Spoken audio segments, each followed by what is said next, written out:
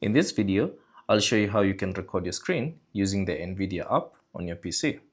So all you have to do is launch the NVIDIA application on your PC and then click on settings and then ensure that this option NVIDIA overlay has been enabled. So if it's not enabled, enable it. And then once it's enabled, you should see a keyboard button combination that you can press to bring up the overlay. So simply press it, which is Alt plus Z. And then from here, you should see this NVIDIA overlay section. And then all you have to do, first things first, select the instant replay and ensure that this option has been disabled.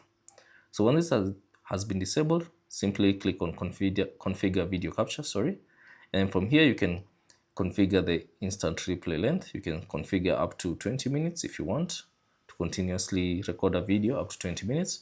And also you can choose the quality of the video from low, medium, high, or you can choose it to set to custom. So for me, I'll just leave it at high. You can also choose the resolution depending on how capable your system is. So you can choose up to 8K, or you can simply choose in-game, which will select the in-game resolution for the particular game that you're playing.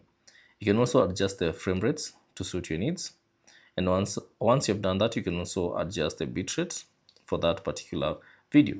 Now, once you're done, simply exit this section and then go back again. And then from here, click on the settings wheel at the top and then select audio.